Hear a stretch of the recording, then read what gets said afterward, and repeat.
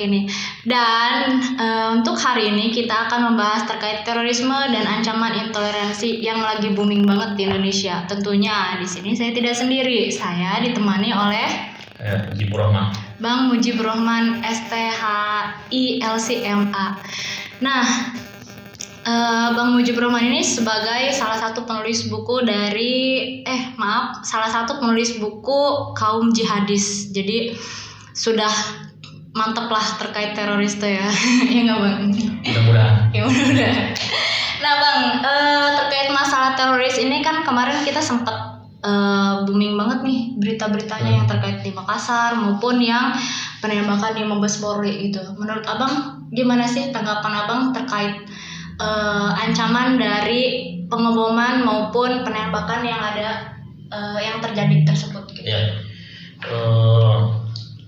Terkait kasus kemarin yang pertama pengeboman di gereja, kedua penembakan di Mabes Polri. Penembakan ya. Mabes Polri. Nah, ini tentu terkait erat dengan kelompok tertentu, gitu kan. Sebagian media, sebagian kalangan ini mengaitkan dia tentu dengan ISIS.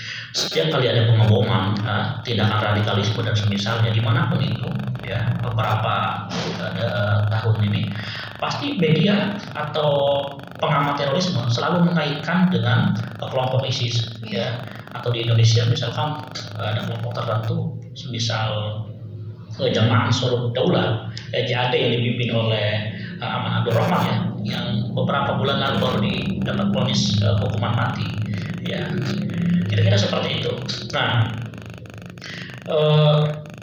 kemudian nanti mungkin ada pertanyaan lanjutan di sana ya, tapi nggak apa-apa saya singgung di awal saja ya, bahwa pengeboman atau penembakan atau lebih umumnya kasus radikalisme di Indonesia itu dilatar belakangi oleh paham tertentu, kekeliruan dalam memahami ajaran agama. Ya, meskipun sebagian orang ini sebenarnya masih bahasa yang sensitif ya, terutama ketika orang mengaitkan kasus bom atau radikalisme dikaitkan dengan agama tertentu dalam Islam. Nah, saya sering bilang ini tidak bisa dikaitkan dengan agama Islam, ya, tidak bisa dipukul rata bahwa ini ajaran Islam sepenuhnya, tapi ini hanya pemahaman kelompok tertentu dalam Islam. Semisal tadi itu kelompok ISIS atau yang semisalnya kelompok Jamaah Ansarud Daulah yang memang mereka punya doktrin jihad. Nah, dan perlu dipahami bahwa doktrin yang paling populer di kalangan mereka itu adalah doktrin jihad. Itu yang menjadi ciri khas ISIS. Itu doktrin. Jadi ada beberapa kata kunci yang menjadi kekhasan kelompok intoleran atau kelompok radikalisme tadi itu, semacam doktrin jihad, doktrin hijrah, dan lain sebagainya. Terutama dua doktrin ini lah, jihad dan hijrah. Ini yang menjadi ciri khas kelompok mereka. Kira-kira seperti itu. Oh, jadi penyebabnya itu karena kesalahpahaman terkait kekeliruan dalam memahami doktrin agama. Iya, jadi tapi benar nggak sih kalau misalkan itu tuh yang melakukannya itu, karena kan emang setiap permasalahan terkait teroris itu langsung ke ISIS. Emang benar ya doktrin mereka tuh untuk ISIS sendiri biasanya tuh lebih ke jihad kayak gitu?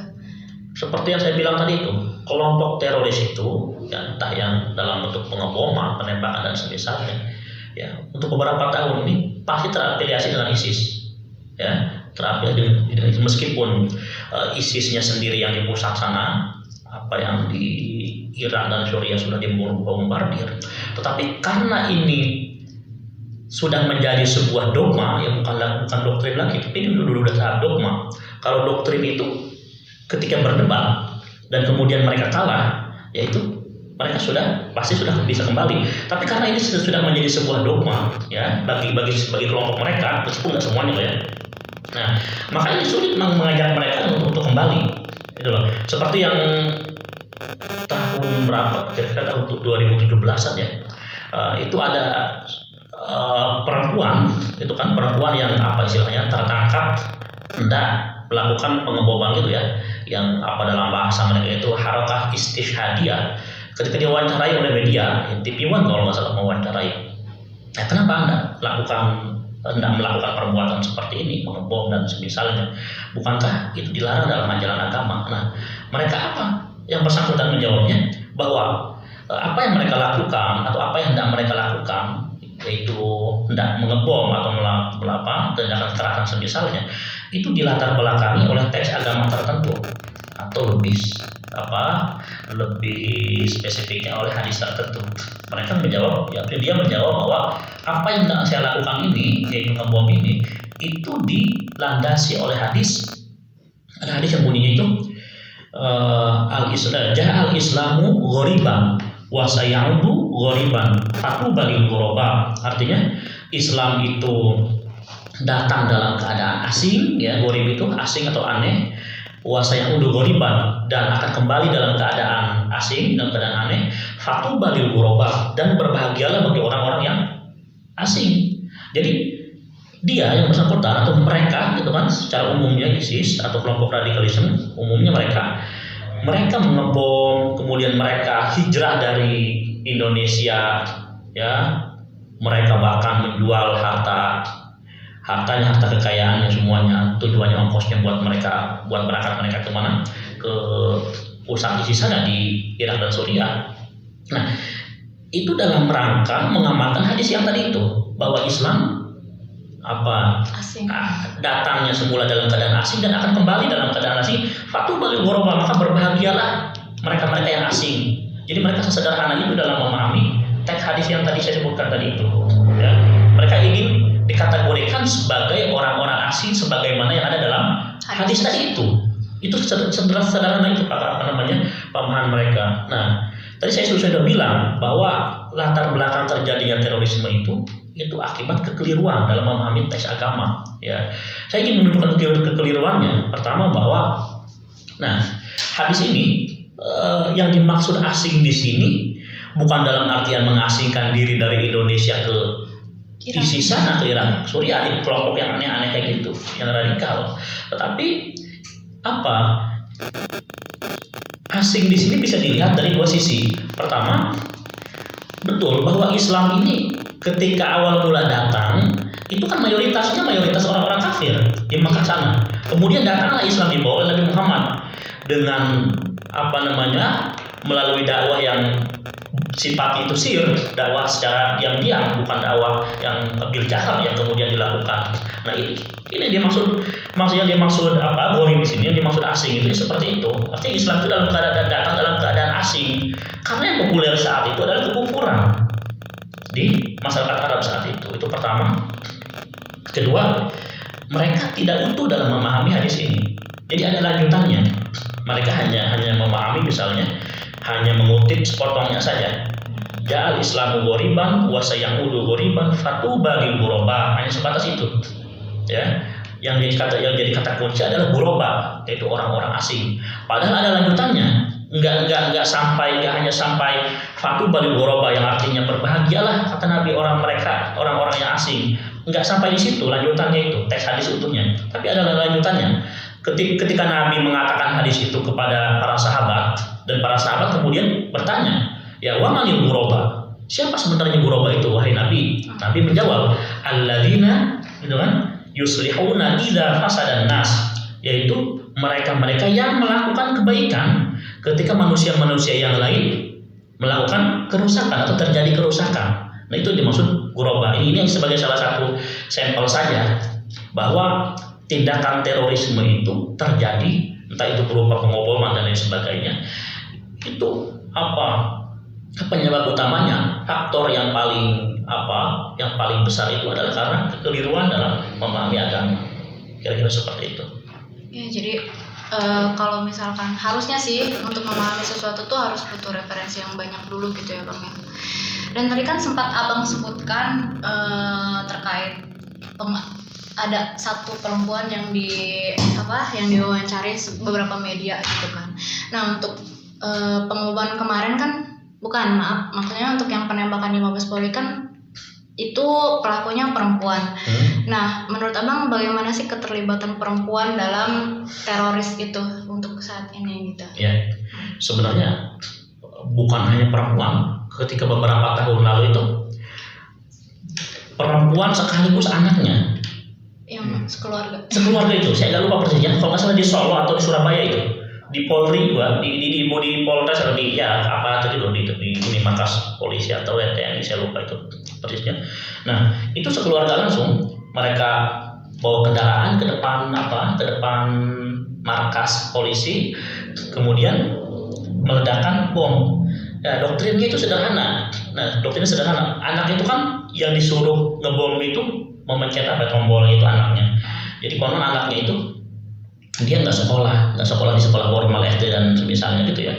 Tapi dia diajarkan ini aja ya, homeschooling itu, ya privat gitu kan. Nah, kenapa? Karena bagi mereka sekolah-sekolah yang terafiliasi dengan pemerintah itu kan bagian dari lembaga-lembaga yang afiliasi dengan pemerintah yang mereka itu anggap sebagai kufur ya.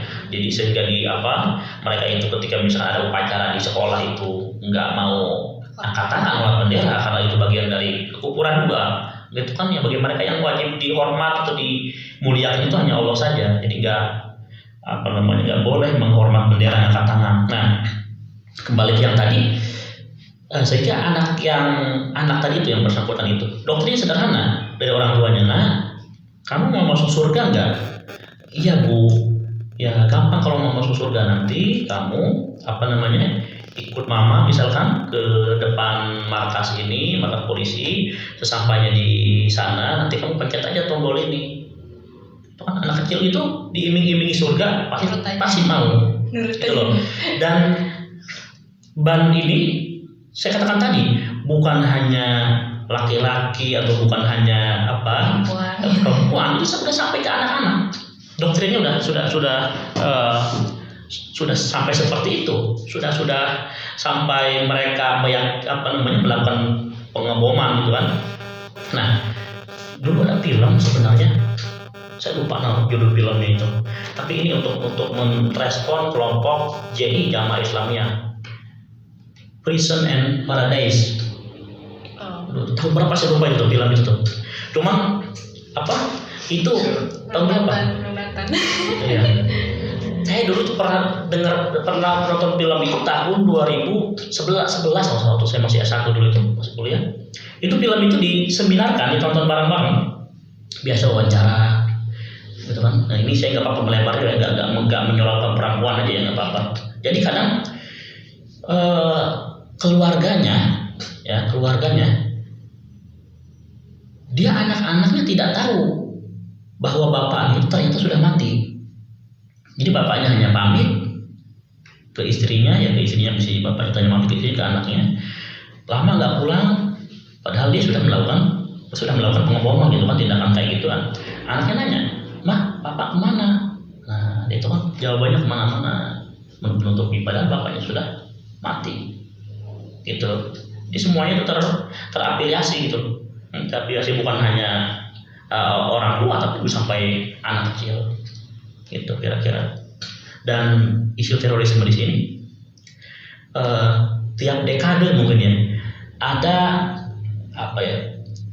meskipun doktrinnya itu hampir sama,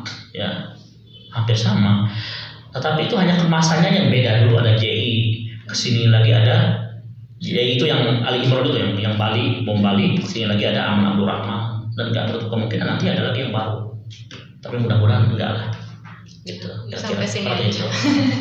Tapi bang, rata-rata yang saya lihat sendiri tuh ya, untuk pengeboman ini tuh rata-rata menyeretnya tuh ke pengeboman bunuh diri gitu. Jadi untuk kasus jihad yang mereka maksud itu kenapa harus sampai melukai diri sendiri? Kan rata-rata mereka tuh kalau ngebom sesuatu juga dianya meninggal gitu tuh.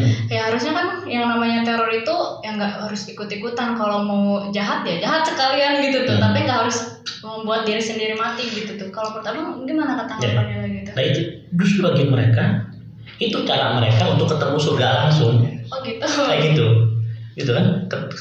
Ketemu surga langsung bagi mereka itu bagian dari jihad. Kalau kita pemahaman jihad itu lebih luas, gitu kan? Saya ngomong sederhana aja ya, nggak usah terlalu berat-berat. Nah kalau bagi kita sederhananya, orang tua itu jihadnya menafkahi anak. Mahasiswa itu jihadnya ya belajar. Apalagi misalkan ya banyak, tiap orang itu punya porsi jihadnya porsi jihadnya masing-masing. Nah, bagi kelompok jihadis kayak gini, bagi kelompok teroris kayak gitu, mereka selalu memaknai jihad itu dengan perang, dengan makna perang, dengan makna kital, gitu. Nah, sebenarnya kalau kita tarik lebih luas ini saya bilang tadi itu bahwa ada istilah-istilah tertentu yang sangat familiar di kelompok teroris, ya bukan hanya jihad, tapi juga hijrah. Nah, hijrah ini menjadi kata kunci di kelompok mereka. Mereka berbondong-bondong hijrah ke sana, ke ISIS, ke Irak dan Suriah, ya. Nah, padahal bagi kita, ya, hijrah itu, mungkin dalam pemahaman Ahlussunnah, ya, hijrah itu dilakukan kalau tempat tinggal kita sudah tidak kondusif untuk melakukan hak-hak kita, terutama hak-hak agama kita, gitu ya. Nah, dulu Nabi itu hijrah dari Mekah ke Madinah karena di sana sudah tidak kondusif lagi, ya, sudah tidak kondusif. Kemudian Nabi hijrah ke Madinah.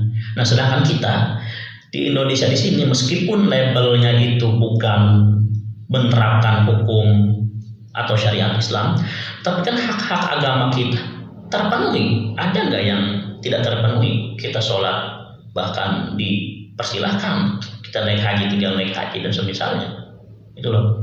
Ya, jadi tidak ada sebenarnya hal-hal tertentu yang mendorong kita, yang harus memaksa kita, menurut saya, untuk hijrah, karena semua hak-hak agama kita, hak individu itu terpenuhi di sini, di Indonesia, itu loh.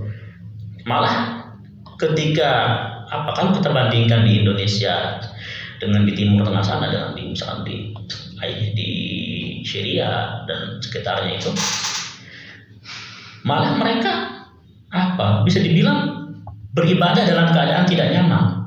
Kenapa? Ketika mereka sholat dan ibadah lainnya, yang ada dalam bayang-bayang mereka itu adalah bom dan misalnya. Nah, kira-kira sudah aman gitu loh. Nah, kira-kira seperti itu lihatnya. Ya. Selanjutnya nih Bang, kita menyeret ke pemerintahan ya Bang ya. Nah, bagaimana sih tanggapan Abang gitu? Sejauh mana tanggapan Abang keterkaitan pemerintah dengan keberhasilan program deradikalisasi. Maaf ya, saya grogi. Bang? Deradikalisasi dan sosialisasi anti teror oleh pemerintah kepada milenial. Tanggapannya. Misalkan salah satu lembaga di pemerintahan itu ada BNPT, ya, Badan Nasional Penanggulangan Terorisme. Itu fokus di wilayah itu, dan pemerintah sejauh ini sudah mengeluarkan banyak dana dalam upaya deradikalisasi ini. Nah, beberapa tahun lalu, kira-kira tahun 2018, saya juga pernah terlibat dalam upaya deradikalisasi itu. Cuman saya dalam bentuk media, ya, dalam bentuk penulisan artikel, karena latar belakang saya adalah studi Islam, maka deradikalisasi yang saya lakukan adalah di bidang yang saya geluti, yaitu di bidang hadis atau teks agama lainnya, ya, misal Quran atau hadis, kira-kira seperti itu. Saya dan beberapa teman lainnya membuat banyak artikel yang isinya itu mengkritik model pemahaman mereka terhadap teks agama, model pemahaman mereka terhadap teks agama. Karena saya katakan tadi itu, faktor yang paling besar yang melatar belakangi tindakan terorisme adalah kekeliruan dalam memahami teks agama. Ya, sederhananya mereka, sebagai contoh tadi itu yang saya jelaskan tadi itu, kalau konteksnya adalah hadis tadi, mereka tidak utuh dalam memahami hadis itu, atau lebih luas lagi, mereka mencerabut hadis itu dari konteks historisnya. Gitu ya. Hadis itu diucapkan dalam konteks apa, tapi bagi mereka dipahami dan dipelintir sedemikian rupa sehingga melahirkan pemahaman yang radikal. Nah, kira-kira seperti itu. Nah, tahun 2017 yang lalu saya juga bersama teman-teman di Jakarta menulis buku ini. Ya, judulnya Meluruskan Pemahaman Hadis Kaum Jihadis. Buku ini mengkritik ya secara dasar kekeliruan mereka dalam memahami hadis. Tadi saya hanya menyebutkan satu contoh saja. Di sini kira-kira ada 9 sampai 10 hadis kalau nggak salah dijelaskan. Termasuk misalkan kenapa mereka itu pengen terdorong banget untuk melakukan jihad, terutama yang laki-laki loh ya. Karena ada doktrin mereka bakal dapat 72 bidadari. Wow. Oh, itu luar biasa ya. Setelah mereka itu memencet tombol bom, kemudian mati, badannya itu hancur berkeping-keping. Bagi mereka itu setelah itu mereka doktrinnya diiming-imingi dengan akan bertemu dengan 72 bidadari di surga, kan mati syahid bagi mereka. Nah, kira-kira di buku ini semuanya ya saya jelaskan sama teman-teman. Nah, pemerintah saya rasa dari BNPT sudah banyak bekerja sama dengan LSM tertentu untuk penanggulangan terorisme ini, atau bahasa sederhananya adalah deradikalisasi, dan bentuknya itu banyak. Bisa dalam bentuk, misalkan saya lihat itu ada dalam bentuk komik, membuat buku ya singkat sederhana ya, yang isinya itu ada gambar-gambar, ada anekdot ya, kira-kira semisal gitulah. Ada komik ya, tahu komik kan? Ya, komik isinya itu tentang percakapan proses seseorang terdoktrin sehingga masuk kelompok mereka. Terus saya rasa cukup efektif. Ada yang caranya itu kayak gitu, baik dari dedikasinya. Ada yang dengan cara artikel kayak gitu. Kemudian ada yang pemerintah misalkan mengadakan penyuluhan atau seminar-seminar seperti itu. Saya rasa sudah banyak yang dilakukan pemerintah. Terlepas sejauh mana, tadi kan pertanyaannya sejauh mana efektivitas upaya pemerintah dalam penanggulangan deradikalisasi gitu kan. Nah, kalau soal efektif, ini menjadi pembahasan tersendiri ya. Lebih singkatnya mungkin ya layak diteliti gitu, sejauh mana efektivitas upaya pemerintah dalam penanggulangan terorisme gitu. Tapi tentu ada pengaruhnya, itu tentu ada, tapi sejauh mana, nah ini yang perlu diteliti. Nah, seperti itu kira-kira. Tapi sudah berhasil lah ya Bang ya. Paling tidak tentu manfaatnya itu ada. Saya sama teman-teman tulis buku, paling tidak meskipun misalkan buku ini belum berhasil mengembalikan beberapa orang di kelompok teroris untuk kembali ke pemahaman yang benar, tapi paling tidak buku ini sebagai bentuk pencegahan ya. Seperti Anda bisa jadi gitu kan, karena yang semula misalkan pemahaman keagamaannya terhadap hadis qurba, hadis hijrah dan sebagainya itu keliru, karena setelah membaca buku ini jadi bergeser paradigmanya, ternyata hijrah atau jihad itu tidak sebagaimana yang dipahami oleh ISIS. Ya, seperti itu. Hijrah ada banyak cara, punya porsinya masing-masing tiap orang untuk melakukan hijrah. Ya, jadi seperti itu. Jadi upaya pemerintah ya, saya sekali lagi katakan, meskipun itu belum begitu berhasil ya, mungkin saja belum begitu berhasil untuk menarik kembali simpatisan ISIS atau mereka yang sudah tergabung dengan kelompok intoleran kayak gitu. Tapi paling tidak mereka ya, baik pemerintah itu dalam bentuk seminar dan sebagainya sudah berhasil menjaga gawang gitu kan, supaya tidak kebobolan, supaya tidak keluar, supaya tidak banyak lagi orang-orang yang ya terdoktrin dengan paham radikal seperti itu. Kira-kira seperti itu. Jadi di buku ini lebih bahasannya pembahasannya tuh lebih ke kritik terhadap hadis-hadis tertentu. Mungkin teman-teman bisa baca ya bukunya nih, Kaum Jihadis. Cari aja, udah ada di mana-mana ya Bang ya. Iya, nanti bisa beli online itu bisa, di searching juga bisa ya. Wah, keren ya. Terus nih Bang, ada lagi nih pertanyaannya. Bagaimana tanggapan Abang nih terkait ancaman meningkatnya intoleransi akibat kasus teror yang terjadi saat ini. Pasti dong banyak keintoleransinya. Jadi kan karena emang menyudutkan kelompok-kelompok tertentu sehingga ada lah intoleransi terhadap kelompok itu, kayak diasingkan kayak gimana kayak gitu kan. Padahal kan yang kita ketahui sendiri bahwa ya Indonesia tuh bersatu karena keberagaman gitu tuh, bukan karena saling menyamakan hal-hal dan kelompok-kelompok tertentu aja gitu bang. Iya. Ingin langsung saja ingin menyinggung tentang peran kelompok tertentu dalam Islam, gitu kan? Bahwa doktrin kayak gini yang perlu dipahami adalah tidak sama sekali mewakili ajaran Islam. Nah, jadi ketika ada beberapa oknum tertentu yang melakukan tindakan seperti ini, ya maka mereka saja yang semestinya dipotret. Ya, jangan kemudian memotret bahwa ini merupakan bagian dari ajaran Islam. Iya benar. Gitu loh.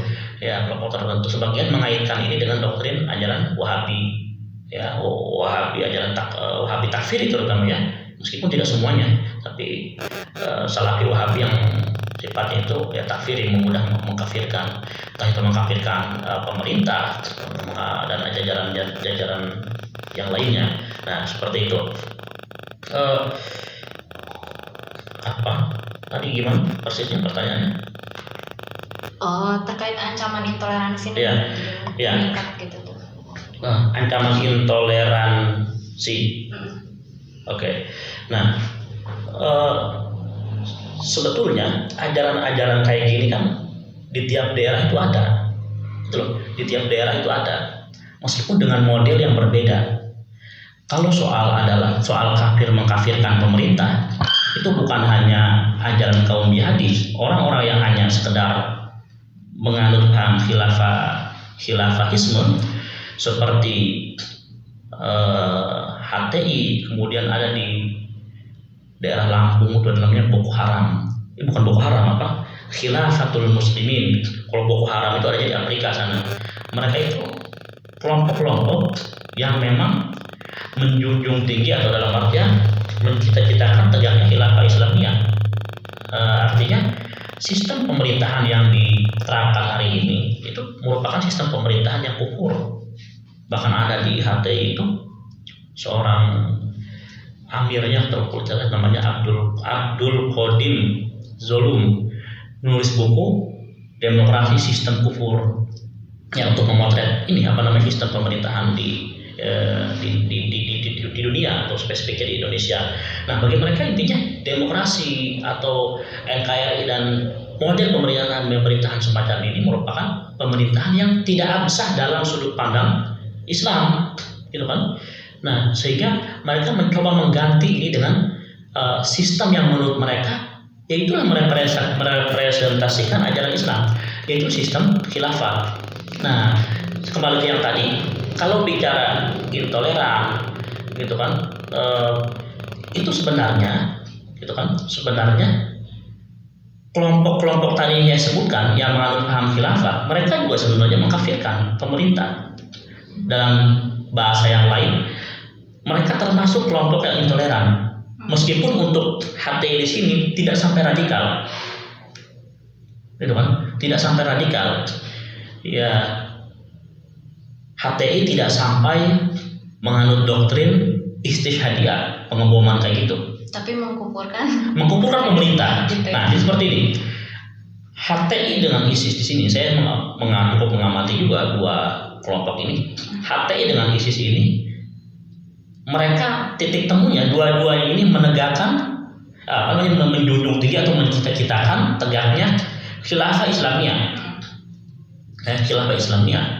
Nah, hanya saja HTI ini caranya masih soft, masih lembut, gitu kan? Hanya mereka teriak-teriaknya segalak-galaknya mereka paling demo itu saja, mengkritik lewat tulisan atau kemarin itu lewat film Jejak Khilafah, kalau salah Jejak Khilafah itu yang kemarin kontroversi. Nah, mereka tidak sampai melakukan pengeboman. Nah, beda dengan ISIS. ISIS sudah lebih dari itu, ya. Mereka itu doktrin jihadnya kuat banget, ya. Doktrin jihadnya kuat banget sehingga bahkan ada doktrin seperti ini.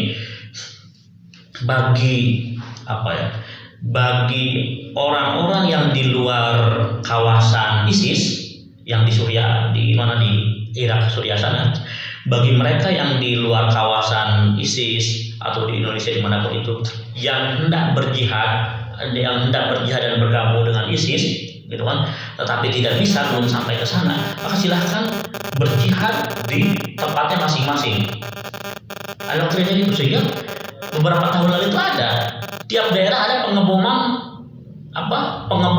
misalkan ya Polres, atau misalkan orang yang tiba-tiba ngebacok polisi, kan ada itu beberapa tahun yang lalu itu. Nah, itu berawal dari doktrin itu, bahwa bagi simpatisan ISIS yang belum bisa bergabung dan berjihad di sini, dia namanya di Syam nanti ini ada pembahasan tersendiri. Jadi kelebihan kota Syam yang mendorong mereka untuk berhijrah ke Syam itu sekarang kan Syria. Nah, itu Syam. Nah, jadi tadi itu, bagi mereka ada doktrin, bagi mereka yang belum mampu ke sana, silahkan katanya berjihad di daerahnya masing-masing. Sehingga siapapun dari kalangan tertentu, ya terutama orang-orang awam yang tidak paham agama, ya, mereka berjihad, entah itu dengan cara bawa golok ke mana, ke Polres atau kemana tuh. Di Tangerang pernah terjadi. Di Tangerang, Kabupaten Tangerang tidak salah. Cuman persisnya saya agak ini lupa. Kayaknya seperti itu. Ya. Nah, menurut Abang himbauan untuk generasi muda di masyarakat pada umumnya tuh kira-kira terkait teroris dan intoleransi ini seperti apa? Gitu? Nah, untuk generasi muda ya. Nah, sebenarnya ini yang paling rentan generasi muda. Kenapa? Salah satu penelitian mengatakan bahwa orang-orang yang terbuai atau terdoktrin paham-paham kayak gini itu berawal dari medsos. Nah, sekarang yang rajin main medsos itu siapa? Generasi milenial. Ya, generasi milenial, meskipun tidak menutup kemungkinan tuh. Meskipun saya tidak membatasi, bukan hanya generasi milenial. Kalangan orang tua juga, ya, generasi apa tuh? Mereka juga sama, main medsosnya kuat, tapi umumnya yang paling kuat itu generasi milenial. Nah, sehingga ini sebenarnya bagi mereka, mungkin bagi kelompok jihadis, ini merupakan lahan empuk untuk merekrut sedemikian banyak member baru yang bisa bergabung dan menjadi pengantin. Itu istilahnya itu perempuan yang hendak melakukan bom bunuh diri, itu istilahnya pengantin. Pengantin. Nah, yang saya sebutkan di awal tadi itu, orang yang diwawancarai kenapa alasannya itu disebutnya pengantin. Jadi besok mau ngebom, ya malam ini dia pengantin tuh, malam pengantin. Dispesialkan. Doktrin jihad. Oke, kembali ke yang tadi. Nah, jadi betul, justru yang harus ditekankan untuk disasar itu adalah generasi milenial ini, yang waktu mereka untuk bermain medsos itu lebih banyak ketimbang yang generasi orang tua, gitu kan. Ini sangat rentan sebenarnya. Nah, pesan saya ke generasi milenial, jangan mudah gabung dengan kelompok yang aneh-aneh, gitu ya. Jadi kata Ali Imron kalau nggak salah kemarin itu tuh, Ali Imron bukan mantan ya, dia terpidana seumur hidup itu, terpidana kasus bom Bali. Dia mengatakan seperti ini, kira-kira pesannya itu, sebenarnya bagi masyarakat itu sudah cukup saja yang NU mengikuti ajaran NU-nya, yang Muhammadiyah mengikuti ajaran Muhammadiyahnya, yang apalagi yang kalau di Medan sana Al-Wasliyah ikuti ajaran Al-Wasliyahnya, yang di Padang itu ada PRT, ikuti ajaran PRT. Itu sudah cukup untuk menjadi orang sebagaimana mestinya itu dalam beragama. Nggak usah ikut yang aneh-aneh, yang kelompok-kelompok tadi itu, yang dikit-dikit kafir, yang dikit-dikit fasik. Nggak mesti, ya, karena kelompok ormas yang sebut tadi NU dan semisalnya, mereka tidak menganut doktrin itu. Mereka semuanya ahlus sunnah, ya ahlus sunnah. Cukup kita akan menjadi orang sebagaimana mestinya, menjadi orang Islam baik, orang Islam yang santun, cukup mengikuti ormas yang tadi saja. Ya, Gak usah aneh-aneh nggak lah usah ya. aneh-aneh. Lagian Nggak usah kan aneh-aneh. kalau misalkan mau diajak juga gitu udah, karena emang sosial media udah cepet ya, kita bisa searching dulu ini kayak gimana Iya. kayak gitu. Jadi harus berhati-hati Ya, berhati-hati ya, terutama kalangan mahasiswa-mahasiswi ini harus lebih kritis lagi. Jangan hanya gara-gara ngelihat artikel tertentu yang sifatnya itu mengiming-imingi surga atau mengiming-imingi 72 bidadari. Wow.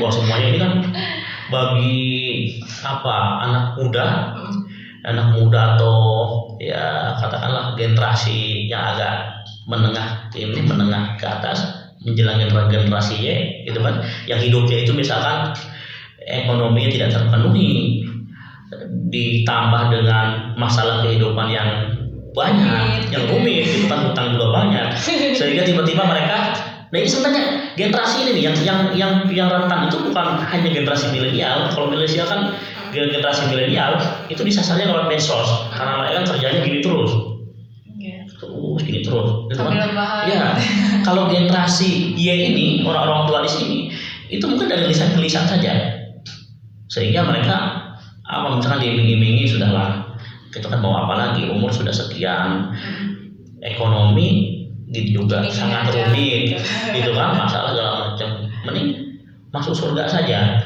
ya, dikelilingi 72 bidadari. Wah, itu kan sangat memukau gitu, sangat fantastis banget ininya tawarannya. Sehingga ya mereka bersedia untuk melakukan bom bunuh diri dimanapun itu.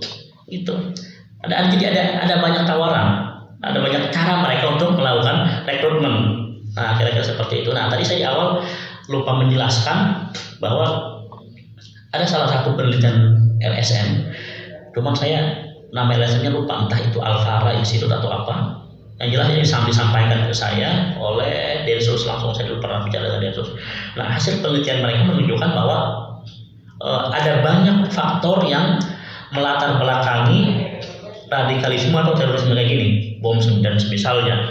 Nah, tapi 50% diantaranya itu, maksudnya faktor yang paling tinggi yaitu faktor agama memang. Yang saya bahasakan di awal tadi sebagai kekeliruan dalam memahami teks-teks agama, gitu kan. Dan tentu saya tidak menafikan penelitian tersebut, saya tidak menafikan faktor yang lainnya. Seperti contoh misalkan yang menjadi faktor radikalisme atau intoleransi kayak gitu, diantaranya misalnya faktor ekonomi atau faktor kemiskinan. Saya contohkan tadi itu, orang sudah terhimpit segala macam, di saat yang sama diiming-imingi sesuatu yang fantastis. Kemudian bisa juga di antara indikasi lain itu faktornya itu faktor faktor ketidakpercayaan terhadap peran pemerintah. Jadi peran pemerintah di mata kalangan bawah ini akar rumput kan sudah misalnya dibuat sejelek mungkin gitu kan citranya ya, sehingga di saat yang sama masuklah tawaran-tawaran semacam itu. Jadi tadi saya katakan dari faktor kemiskinan, faktor kekurangan percayaan ke pemerintah atau kehilangan percayaan terhadap pemerintah ya, dan ada faktor-faktor lainnya yang menyebabkan mereka melakukan tindakan terorisme seperti itu. Tapi sekali lagi bahwa faktor yang paling tinggi yang mempengaruhi semua ini adalah kekeliruan dalam memahami teks agama. Kira-kira seperti itu. Ya, mungkin itu aja sih untuk pembahasan kali ini. Kalau misalnya teman-teman ada yang masih kurang atau masih penasaran terkait sesuatu, bisa komen-komen di channel YouTube kita. Terima kasih Abang. Kita cukupkan. Kurang lebihnya mohon maaf. Wassalamualaikum warahmatullahi wabarakatuh. Waalaikumsalam.